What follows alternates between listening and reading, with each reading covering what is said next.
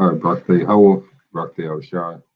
All praises to YAHAWAH, BaHa YAHWASHI, BaHa Qadash. YAHAWAH is the Heavenly Father. YAHWASHI is the only begotten Son. Qadash is the Holy Spirit. That's what comforts and guides us in all understanding. I want to say peace and blessings to the elect of Israel, and double honors to our elders and apostles of Israel coming back in the reincarnation known as Great Millstone. All right, so I'm going to bring out some more proof. Lashawan Qadash is real. All right, so I just want to play this video and get it and show a few things, and I'll be done. So we just wrapped up class, and some spiritual things came out of it, and I just want to bring out some Hebrew, some edification real quick, and I bar in the Hebrew. So just check this out really quick. All right. Now this is the Queen. This is supposed to be the Queen of England. All right, the Queen of the Damned, lighting the tree of life. All right. Now just check out the way that it looks. Let me fast forward here.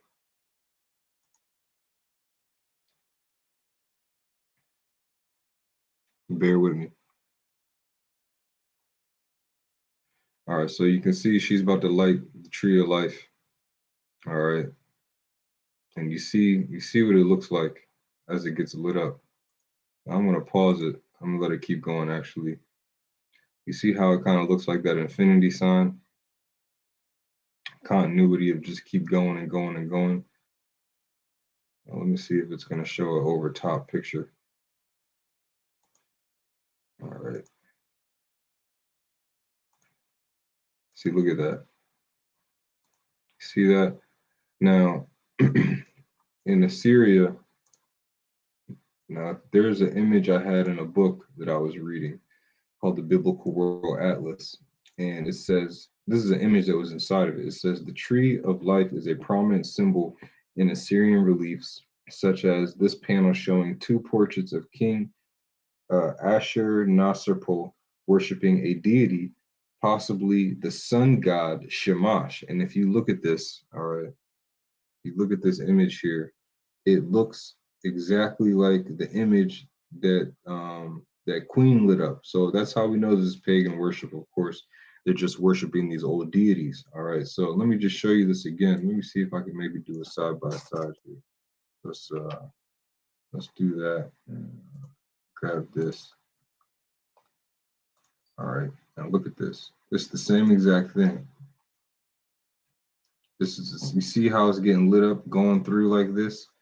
And then up here is what they were worshiping, which was the sun god.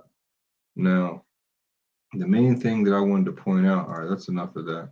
The main thing I wanted to point out, when you look up, all right, the sun god for the Assyrians, it says Utu, later worshipped by the East Semitic Akkadian speaking Babylonians as Shamash. You see that? Shamash was the ancient Mesopotamian sun god, god of justice, morality, truth, and the twin of Mesopotamian goddess Ayana or Ishtar.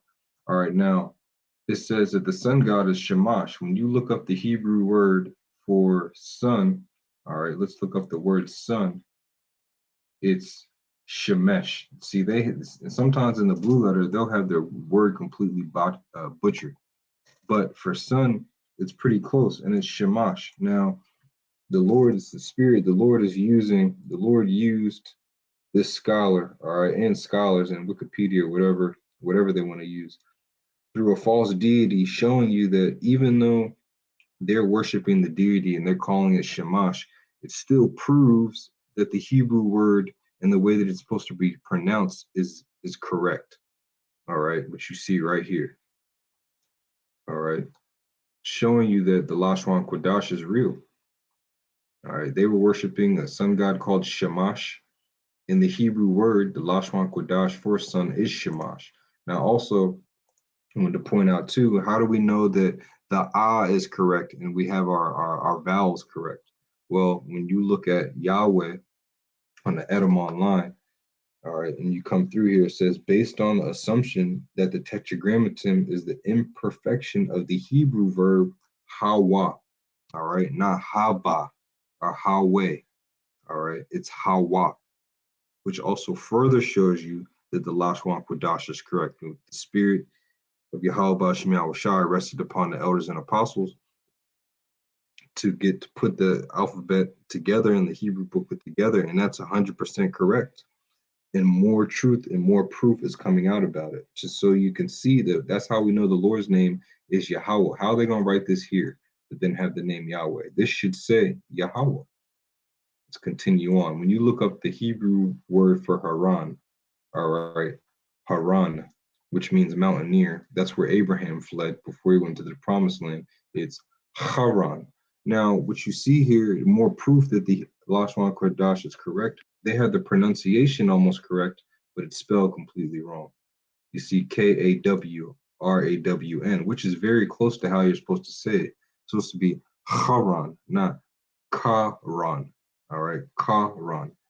And to further prove, that the Lashawan Qadash is correct, when you go to Acts chapter 7 and verse 2, it says, "Then said the high priest, are these things so?" Acts 7:2, and he said, "Men, brethren, and fathers, hearken. The power and glory of the Most High of glory appeared unto our father Abraham when he was in Mesopotamia, before he dwelt in Haran." Now you see it spelled with a CH here. Why is that? Because, again, it's just proof. All right, this is proof that the Lashawan Qadash is real. All right, really, there should be an extra A in there too. All right, so and you can see that you have Haran. This is the correct way, and Esau almost had it here with Karan. All right, so I just want to point out those two things. I didn't want this to be long. I pray and that you were edified. Again, the Hebrew word for son is shamash, and all the scholars know that it's supposed to be pronounced shamash. So what the hell is going on with all the other words? All right, that's how you know the Yiddish is not the correct Hebrew. All right, the modern day Hebrew that they're speaking in Israel is not correct. All right, we here about the YAHWAH in sincerity and truth in YAHWASHI believe that the Lashawan Qadash that was given to us is the correct one, and this is just more proof. All right, this is just more proof. All right, so with that, all praise to YAHWASHI, shalom to the elect, and double honors to our elders and apostles, a great millstone. Shalom.